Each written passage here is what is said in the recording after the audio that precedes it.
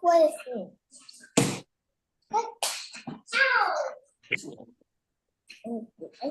God. Okay. في واحد ضرب أخوه. Oh, that's not good.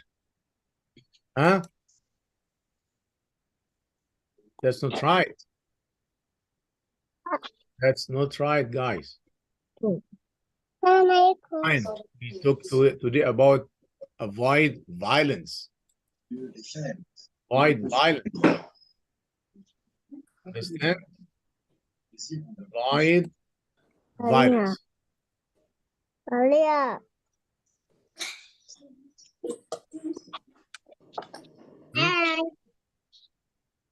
Assalamu alaikum. وعليكم السلام. Trying to. Are you able to mute the participant? Yes, you see, all of you are live now on YouTube, and today, inshallah, we have chaplain Jamal. We're gonna talk about a very important topic that benefit all the family members with cooperation between Amman Institute and IPGK and chaplaincy in the army. Brother Jamal Bey from is Imam and chaplain in the army. Okay, wait a woman. I have a question. Please, everybody, mute. Only the speaker, only the speaker. Everybody mute and listen to the class, inshallah. We're gonna talk about the violence, and violence, one of the sensitive topic that every person should learn about it and have information about the violence. Let's go first with the definition of that topic, which is violence, the use of physical force to injure or abuse or damage or destroy others property, others body, others in general. So it is using for physical force to injure, abuse, damage or destroy. There is many types of the violence, many types of the violence. We can reach to 9 types, like physical violence, verbal violence, psychological violence, sexual violence, spiritual violence, financial violence or abuse, emotional violence, and cultural violence, and neglect for others, the duties of that. Physical violence that happen when someone use a part of their body or an object to control a person's actions by forcefully. That's called violence or physical violence. Verbal violence that's happen when someone uses language, whether spoken or written, to cause harm to an individual. Okay. And psychological violence happens when someone uses threats and causes fear in individual to gain control, psychologically control about on somebody. Spiritual violence that happen when someone uses an individual spirituality, beliefs, religion to manipulate or dominate or control that person through spirituality, through religious matter. Financial abuse or financial violence happens when someone controls financial resources of somebody to control him or her. Emotional violence that happens when someone says or does something to make a person feel stupid, fear stupidity, or feel worthless, fear he is not stable, he is not well. Next one, cultural violence happens when someone hurt other out of the culture or religion or tradition.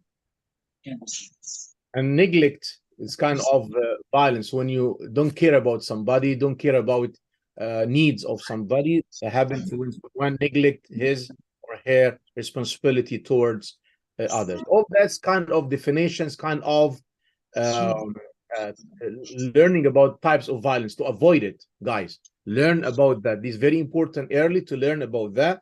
What Islam talk about violence. This is very important. We are Muslims and we should be the best Muslim, and the best Muslim who follow the Quran and Sunnah. What the Quran and the Sunnah say about violence, and let's see that. Allah subhanahu wa ta'ala say in the Holy Quran, is everybody mute, just only the speaker? You should be able to control that from your settings. Yes, I do, but open it again. So what Quran say about violence? What Quran say about that? Allah subhanahu wa ta'ala say in the Holy Quran, وَلَا تَعْتَدُوا إِنَّ اللَّهَ لَا يُحِبُّ الْمُعْتَدِينَ. Hey guys, listen carefully. وَلَا تَعْتَدُوا إِنَّ اللَّهَ لَا يُحِبُّ الْمُعْتَدِينَ. Do not transgress. Do not be violent. Allah, indeed, Allah does not like, does not love violent people. Because this is amazing ayah talking about the avoiding violence. الحديث الشريف Prophet Muhammad sallallahu alayhi wa sallam فيما صح عنه in authentic narration قال إن الرفق إن الله يحب الرفق ويعطي على الرفق ما لا يعطي على العنف وما لا يعطي على ما سواه أو كما قال صلى الله عليه وسلم. The Prophet, peace and blessing be upon him, said, Allah is forbearer and he loves forbearance. Forbearer means like patience. Allah subhanahu wa ta'ala patient, ultimate kind of patient. Allah source of patience subhanahu wa ta'ala. And he loves forbearance and rewards for forbearance while he does not reward violence and does not give for anything besides it. Beside means beside forbearance. So very, very high level of being patient, being forbearant, and avoid violence in verbal violence, in physical violence, financially violence, and all types we mentioned at the beginning. Another hadith, Rasul Salam, talking about al-rifqa, kindness, to be gentle, to be kind. Teaching Aisha, his wife, and teaching all the ummah, saying عليه الصلاة والسلام عليك بالرفق فإن الرفق لا يكون في شيء إلا زانه ولا ينزع من شيء إلا شانه أو كما قال صلى الله عليه وسلم. The Prophet, peace and blessings be upon him, said, you must be kind. You must be kind, gentle. This is the best character, the best Muslim who is gentle, gentleman, gentlewoman, the best Muslim who is perfect in character, perfect in talking, perfect in action, and so on. So he teaching Aisha and teaching all the ummah that manner. Very important, guys, to learn it early. So you must be kind, you must be gentle. Whenever there is compassion in something, gentleness in something, when you talk gently, when you act gently, when you move gently, look at that. Now you are gentle and you reflect the character of your family, your religion, your culture, and your soul. So it adorns it. Allah. Look at the beautiful word of the Prophet ﷺ. When you see that, you act gently, when you look gently, when you move gently, when you behave gently, that make your action, your behavior, your words beautiful. Make it so beautiful. So, and whenever talk, behave, act without gentleness, without kindness, what happened? Look at that. Whenever it's removed from something, it disgraced it. Yeah, make it ugly. Look at that. When you talk violently, when you talk without gentleness, when you talk without, kindness. So you're talking, your action, your behavior will be ugly, will be rude, will be very bad. This introduction before Chaplain Jamal talking about the same topic, inshallah. We gonna give him now the mic to talk, inshallah. Brother Jamal, you can start your speech, inshallah. Jazakallah khair. Thank you so much for joining us. Alhamdulillah. Ashhadu an la ilaha illallah wa ashhadu anna Muhammadan Rasulullah. Before we get started, if everybody could just look on the bottom left side of your screen or your Zoom program and press the microphone, inshallah, just to make sure that you're muted. When you do make sound on your end, it causes the video to change, and it may throw off some of the participants. So if you could just mute before we get started, inshallah. Mute. Yeah, the bottom left, you'll see a little microphone. Just press that button. There you go. Perfect. Alhamdulillah. All right. So, when discussing this concept or being asked to discuss this idea of Can you stop? You look funny. and these additional aspects, I had to consider one, what was the audience, and also what would be the best way to communicate these thoughts or ideas. So I broke it into 4 different parts. And so the first section is physical, the second section is mental, third is emotional, and the fourth being religious. And so just to kind of preface, to give you a little background or insight on myself, I am a captain in the US Army. I'm a chaplain. I'm Muslim.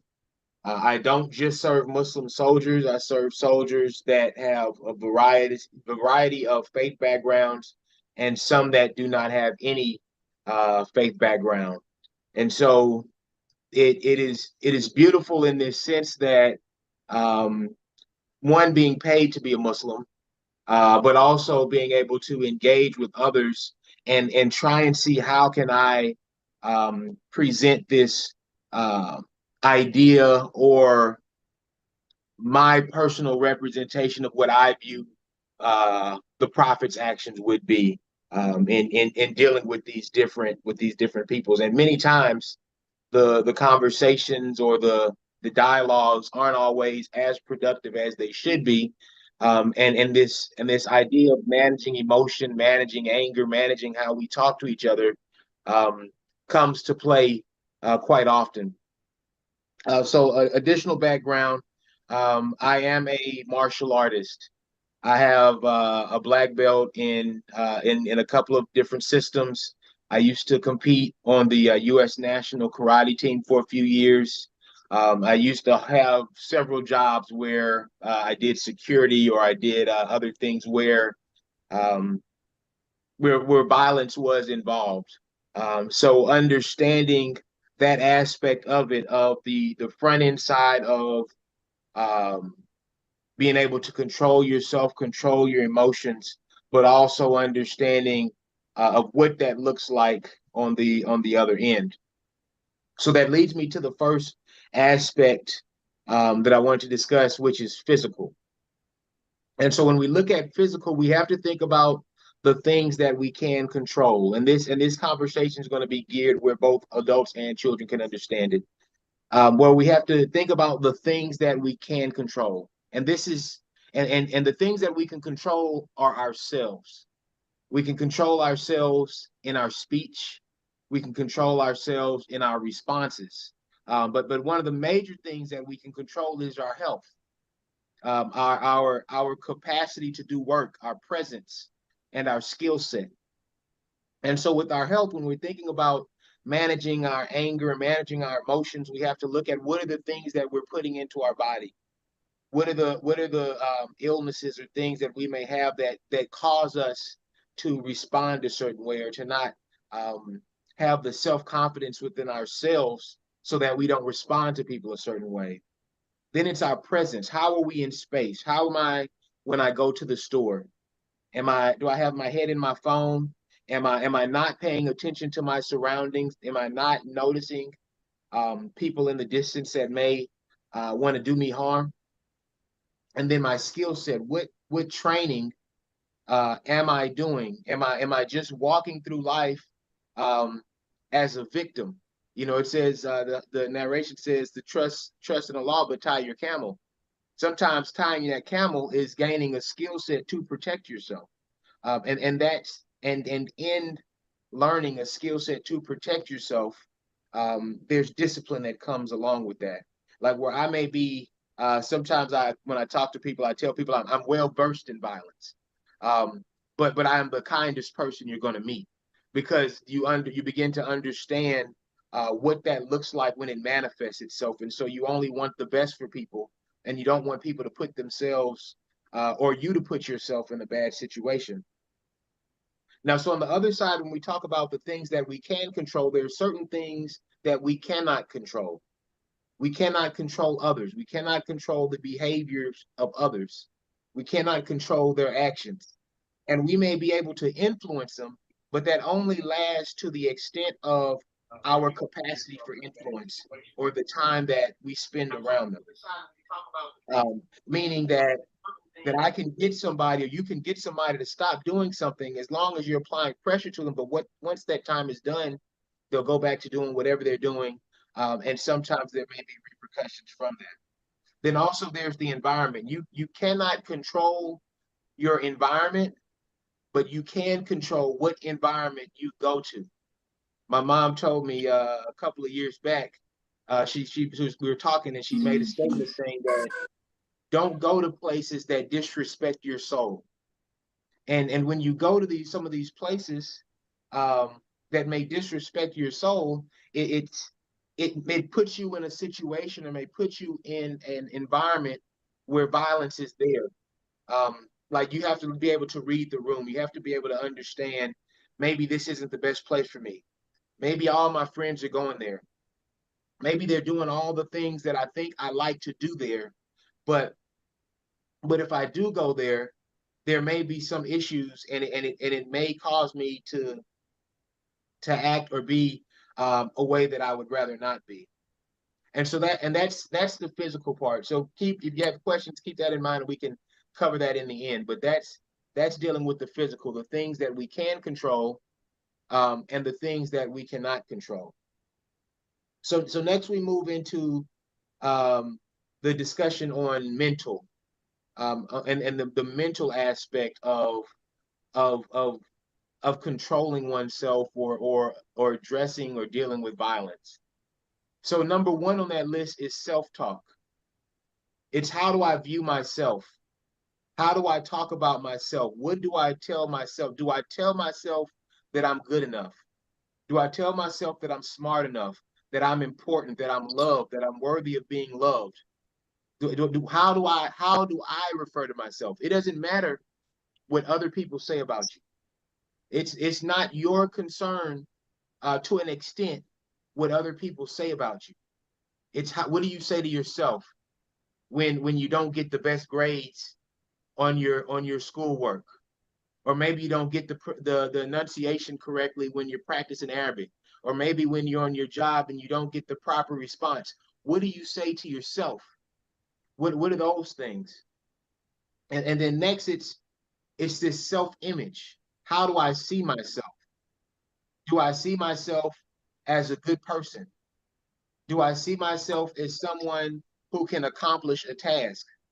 These are the things that you have to talk up to yourself or understand about yourself when knowing how you're going to present yourself. If it's an environment where I don't think that high about myself, I don't think I'm smart, and so now I'm being defensive because I don't think I'm smart and somebody else says I'm not smart.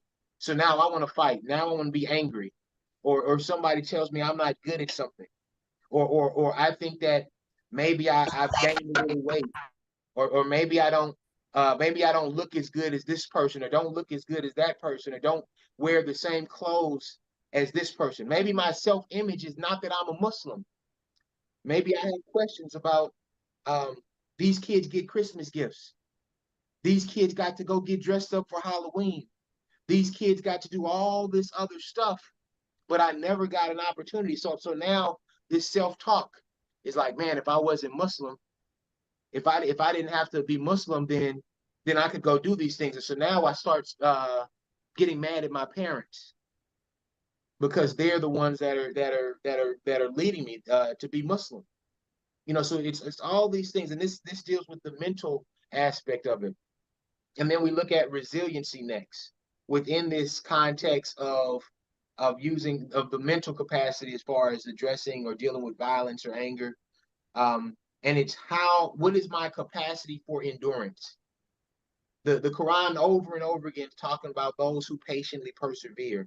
What is my capacity to endure? Because remember, we talked about physical, that we cannot change others and we cannot change necessarily the environment. We can change, we can control which environments we go into, but we can't control the environments that we're in.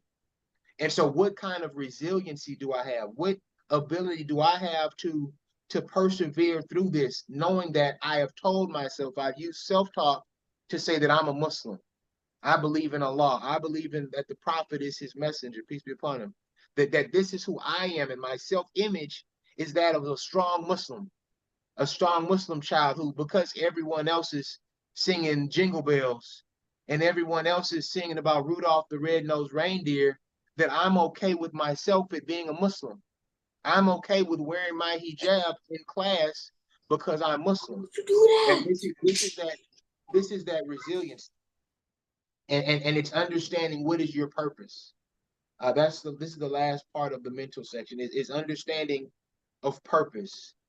You know, when we develop what our identity is through our self-talk, through our self-image, and and even as a family, like the family has to identify what is my identity? What is the identity that I have for my family? We're a Muslim family. Well, what does a Muslim family do? We pray, we go to the masjid, we fast, we do the things that Muslims do. Now, individually, what does a Muslim father look like? What does a Muslim mother look like? What does a Muslim child look like? And it's understanding that purpose, that all these things that we're doing collectively is for the pleasure of Allah. And so that's my purpose, is to please my creator. And so I have to talk to myself positively that I'm a good person. And even though someone may say something about me, I know that I'm living to please my creator. My self-image. If I think that because everyone has an ugly sweater contest at work and they're doing all these things that I need to participate, I need to check my self-image. I need to check who I see myself as and have resiliency even in the face of the issues that I may not be able to control. So now we move to emotional. And when we look at emotional, there are different things that have to be addressed. There's issues that are internal and issues that are external. Now some of the things may be internal. Maybe it's the way, kind of going with we talked about before with the self-talk, self-image of my internal issues, the things that I need to address. How do I fix me? How do I address my own personal things? First, I have to be able to say that yes, I may have some shortcomings. I am not perfect. I am not maybe the image of myself that I see in my head. It's accepting that, but understanding that those things can be addressed, but it's the identification. And I understand that for children, as you're growing, you may not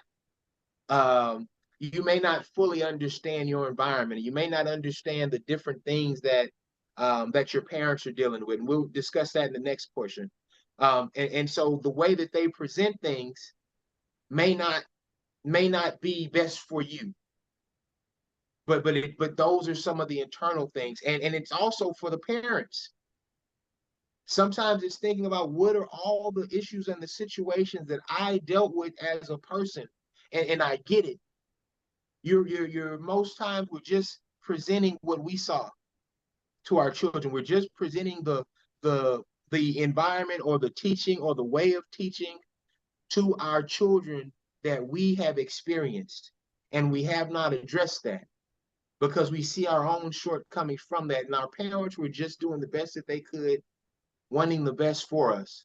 But sometimes we have to look at what is our environment, what are our children going to, and how do I best present the things that I know that are beneficial to them in a way that will benefit them.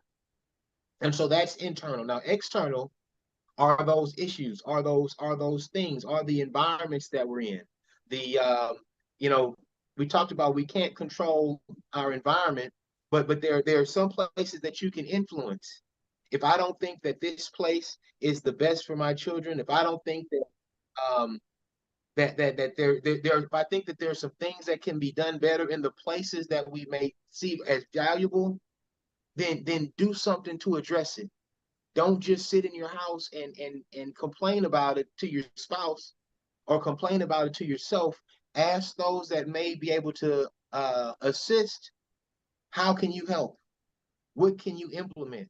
What can you do to make things better? And by doing this, by addressing this internal thing and this external thing, if you let something that's external keep building, if you let it keep building the same way in a relationship, if you let it keep building, at some point it's going to manifest itself in anger because your feelings are going to get hurt. Someone else's feelings are going to get hurt. You'll be frustrated. Someone else will be frustrated because we didn't address these external issues. And external issues are just issues that have to deal with someone else, not just yourself. If we don't address those, then there becomes resentment. There becomes reason for conflict or perceived reasons for conflict. So that's part of the emotional side of it. And then who do we talk to when we're trying to address this? For some, um, I understand that from many of the places that people are from, that this idea of um, talking to mental health professionals may not be something that's high up there. A lot of times it's, go see the imam, go see this person, go see this uncle, go see this aunt. And they may be very great at what they do. And they may be well versed in Quran and Sunnah. And they may be the best speaker. And they may have done something valuable for the person that referred them to you. But there may be some issues that you have that may need professional help. And so then we say, okay, well, let's start looking for Muslim mental health practitioners. And maybe the ones that we may find may not be in our local area and may not be able to address the specific issue that we have. So then it's that aspect of where I don't want to go talk to a non-Muslim mental health practitioner because I don't want to make Muslims look bad because I'm Muslim and I'm going to talk to them and they're going to see that there are issues within the Muslim community.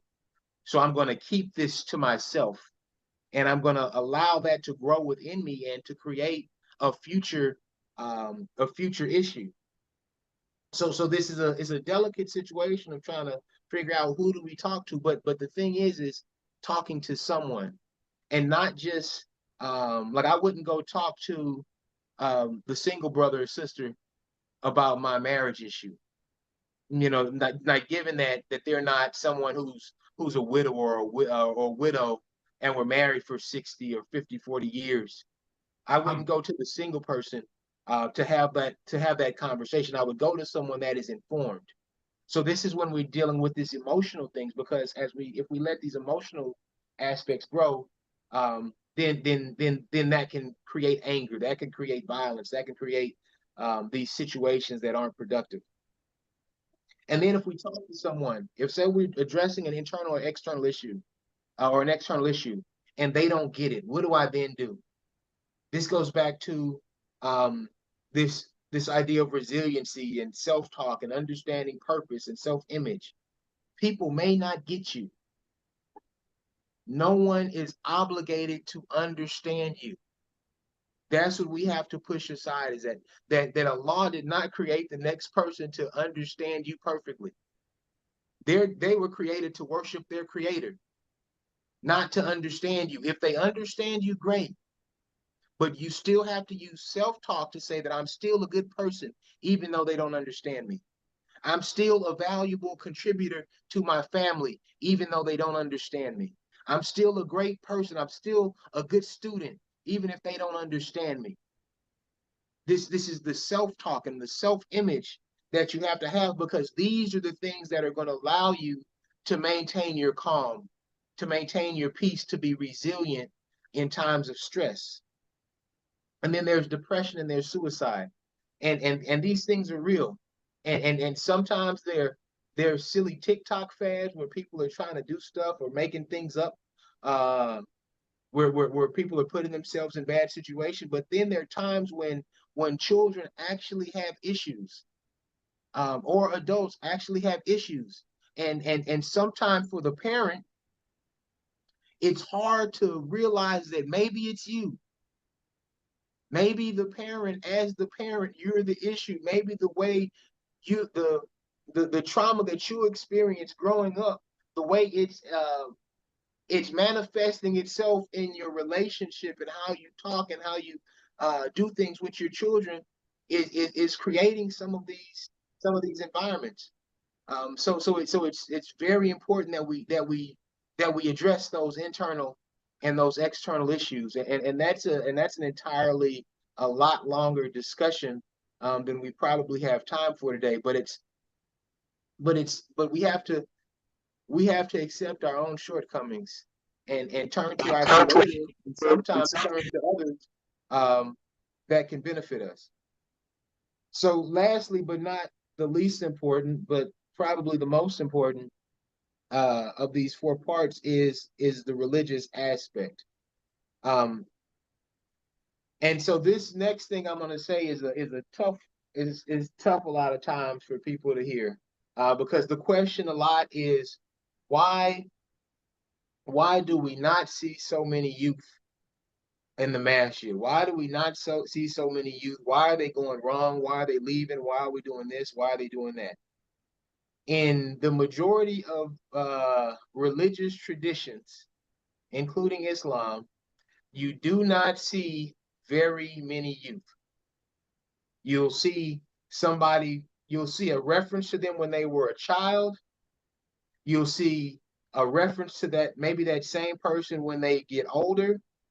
But rarely do you see that middle period where they're living and experiencing life. And so sometimes it's, how do I communicate, or how do we communicate this to our children, or how do I best understand that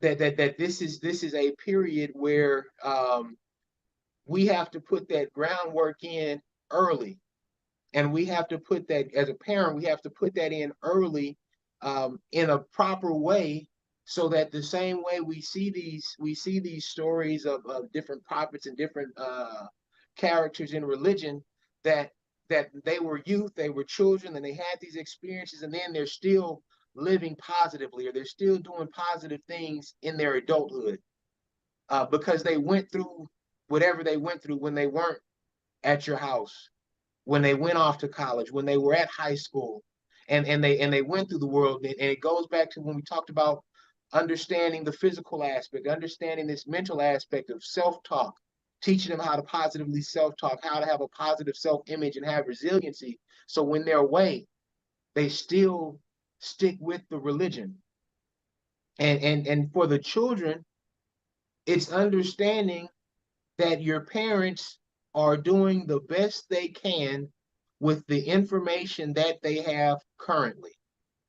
And so that means that you may not be their first child, you may be their only child, but the experience that they are having with you, with your unique situation, is the first time they're experiencing that. You're not like your sibling.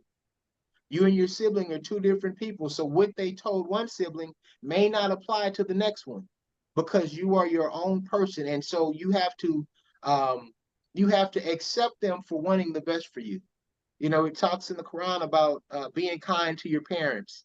It says, don't even say huff to them. Don't even, breathe heavy regarding them. Like being that kind, that you don't express dissatisfaction with them, and that's hard sometimes. You don't want to clean your room, you don't want to take your medicine, you don't want to eat your vegetables, you don't want to go to school. You know, we've all experienced this as adults with our parents, but your parents are doing the best that they can, and that's one of the things that I had to do. I had to accept as I got older that my parents wanted the best for me, and they were doing the best that they could with the information that they had at that moment, and it allowed me to grow and be free from what I felt that I had to do or be regarding their concerns. So now our relationship is a lot better. So there's not anger, there's not this bitterness that sometimes we see in families.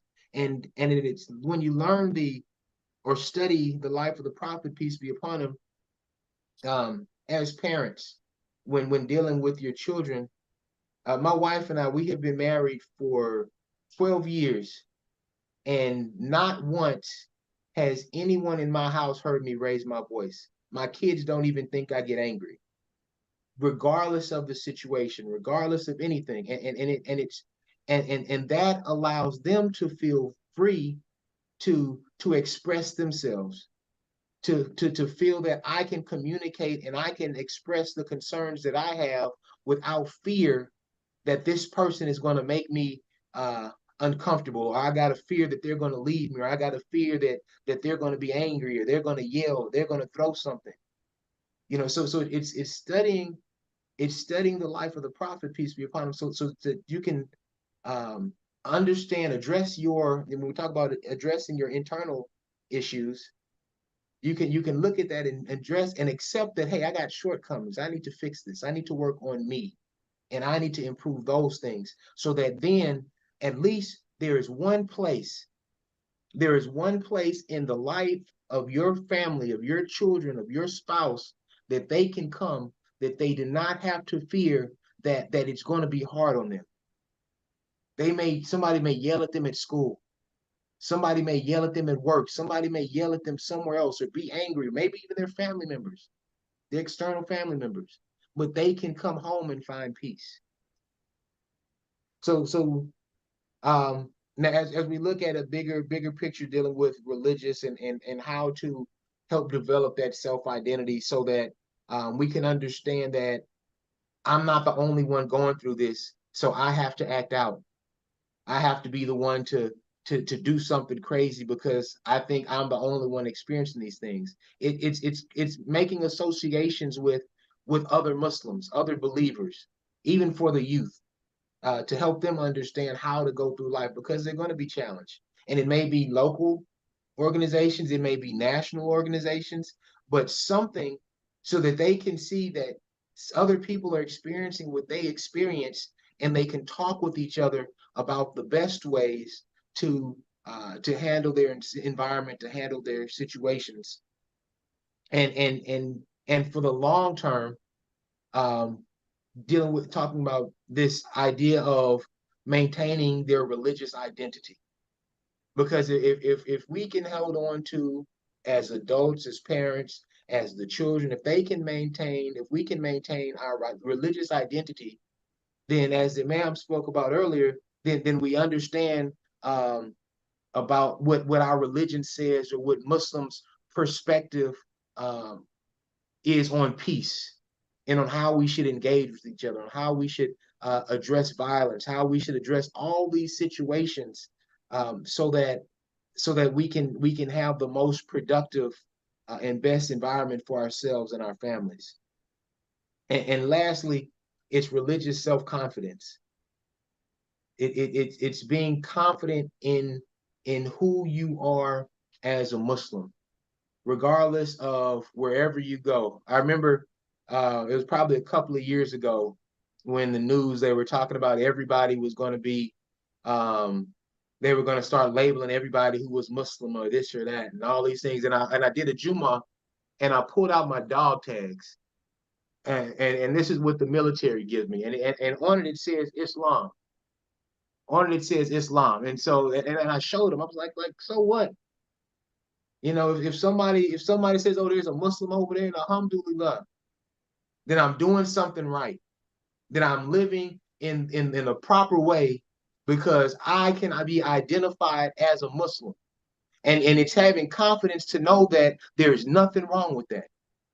There is nothing wrong with you being identified as a Muslim, as you being the one at school that doesn't eat pork, that you being the one at school that wears your hijab, that you being the one at school that has a name that people can't really pronounce.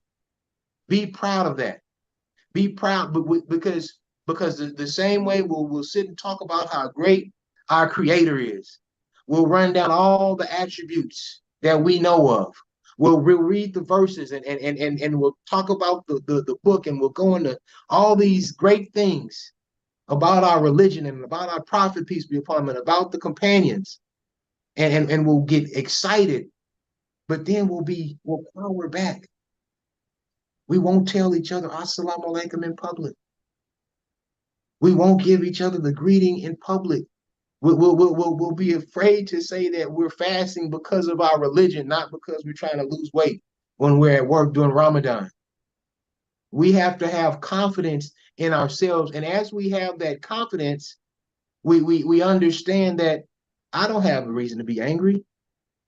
I don't have a reason to be mad at you because, oh, you're saying, oh, he's a Muslim. Yeah, I'm Muslim. Okay, I'm doing that.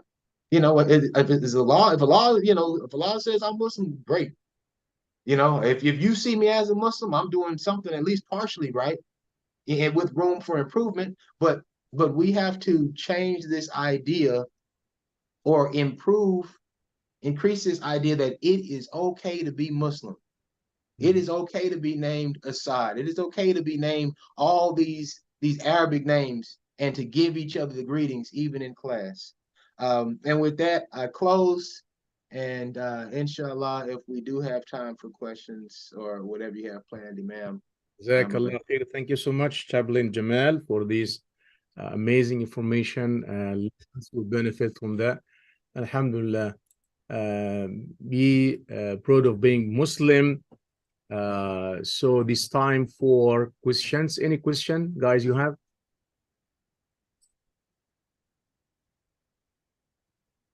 Any questions? If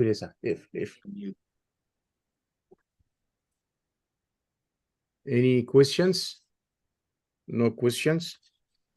Okay. So we looking at talking about mental violence and emotional violence. One of the phenomena happen between member of the family, you know, the domestic violence. How can we deal with that individually inside the house, inside the family? Chaplain Jamal. That's a good question. So part of the thing that we also do as chaplains is we do these marriage retreats, and we do these family retreats, and we go through these things. And one of the things that I found that was very beneficial when talking to people is this idea of putting yourself in the other person's shoes. And trying to see where they're coming from, giving them the time to express that this is what's on my mind.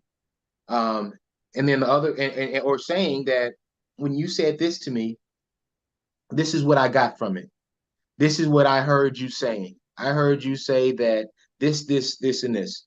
And the responding person would say, well, no, this is what I meant, or this is what I said. And working through each of those conversations, not combining them, not multiple putting things together, and that's for the discussion side of it. You know, to back up, you know, violence with our spouse, domestic violence is wrong across the board. And we have to go back and think of what was the reason that I fell in love and married this person in the first place. Who this person, why do I want to see the one that I got so excited about when we got married, this beautiful face, this kind person, why do I want to see them harmed? Why you know, we have to really engage that, and sometimes it causes us to look back at our youth, our past, what we saw, and think about, was that the best environment for us? How did we feel about that? And it may require to get some professional help. But it's finding better ways to communicate, and better ways to um, to be as a unit, understanding that. But for all of us as Muslims, that's the underlying thing for us. Like, what is this? Is this the thing that I want to keep me out of paradise? I can pray, I can fast, I can do all these. Is this the thing that I want to weigh my scale, that I smack my wife around, or I smack my husband around? Like, this is the thing that's going to keep me out of paradise. And are we willing to risk it for that? Okay. Thank you so much. Another question. You have question, guys? Okay. How can I deal with violent situation if I'm in a violent situation, regardless that kind of violence, but if I am inside violent situation personally, how can I deal with that? So one of the main questions that I would always ask when I would teach this self-defense class is, how did I get here? How did I get into this situation? What series of events led me to this particular moment? And some things we can't control. Sometimes it may be people that we feel that that we shouldn't fear being around, and things can happen. But other times it may be the gas station. Maybe I'm going to a dark environment and I'm not paying attention to the car parked next to me, or the van that's where I'm just pulling next to a random van in the parking lot because I don't want to walk far to the door. I'm not parking under the light. So these are the things of, how did I get into this environment? The second part for that is, if I'm in a violent situation, number one is to get out of there. That's number one. And if I do have children, or if I have others with me, sometimes you have to plan ahead. Like as the husband, you may give the wife the keys to your wife and say, here, you hold the keys, because if something happens, I at least need to keep it so where y'all can get away and you have the keys. Because if we drive and we have the keys, now y'all can't leave because I have the keys. And many times, some wives may say, well, I don't want to leave you, but let the husband do what he's wants to do and get y'all to safety. And so that's one of the main things is when you go places, like, where are the exits? When I walk in, do I see the exits? And understanding, if I'm at a restaurant, there's always going to be an exit in the kitchen. And so if something's happening there, I need to find out, how do I get out? And now if you're in the violent situation, and you cannot get out of it, then it is with the best of your ability and understanding and knowledge, do what you can to protect yourself. Yeah. Thank you so much. Our kids in college, in schools, and every Muslim in this environment, somebody here that were in their situation, that you're a Muslim, so your Quran, your deen is violent, religion is violent, book, and so on. Your advice for our kids, our youth, how can they respond if they are in that situation, that talking about Quran, about Islam as a violent religion and violent book? Right. So another thing my mom told me years ago was that every question does not have to be dignified with the response, but also you cannot address or say anything about your religion if you don't know it. If you don't understand what the Quran says, if you don't understand what the life of the prophet was. So first thing is to understand and learn your religion, so that you can have that conversation and expound on those things. Because otherwise you're just quoting, and then if your living practice is not showing something different. You know, because you can put the Quran up and you can be living this completely different way, and then you're trying to go back and explain those things.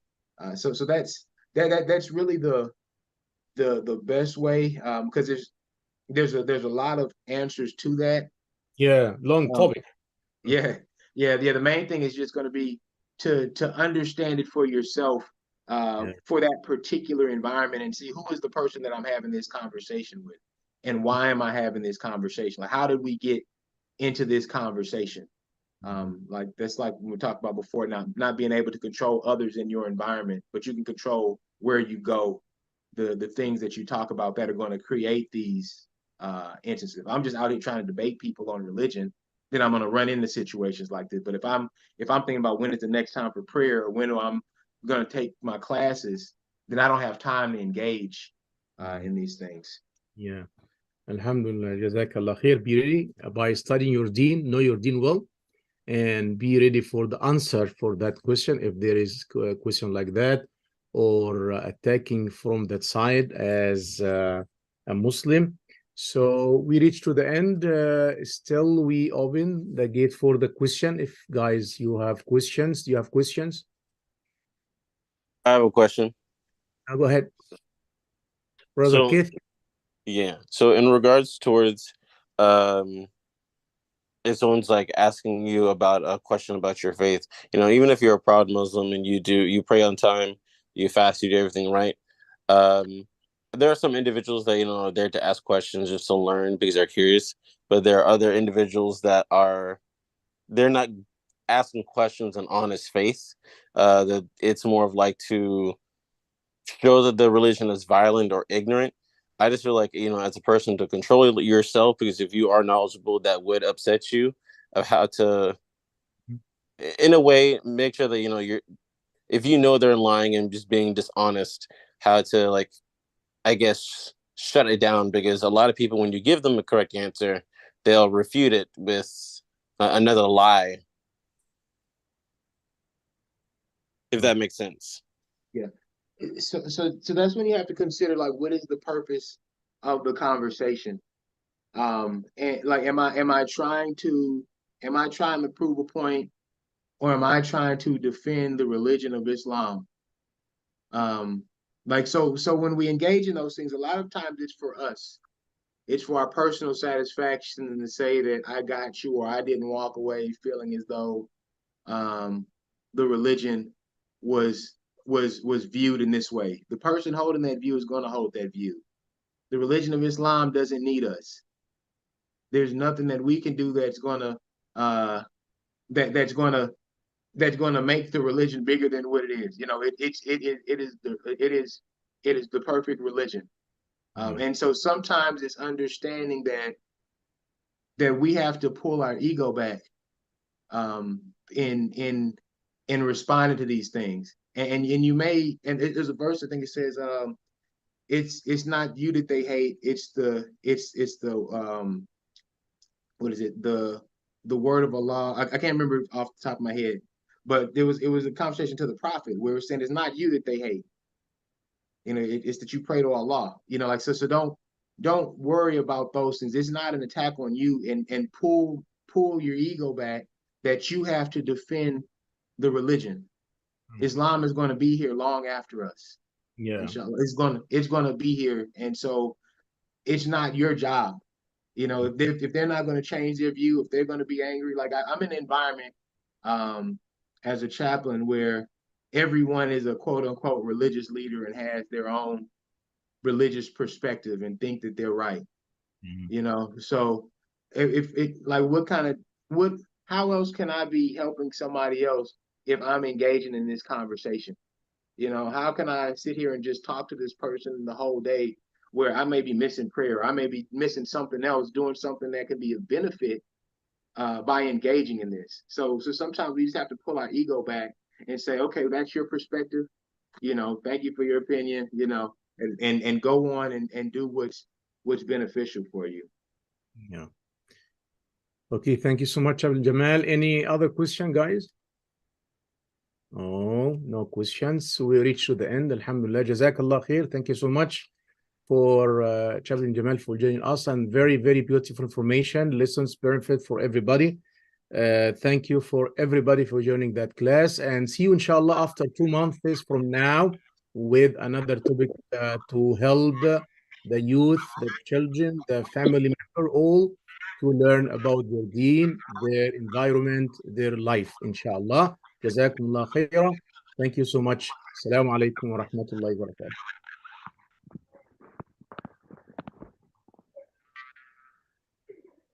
Bye. Bye. Bye. Bye. Bye. Bye. Bye.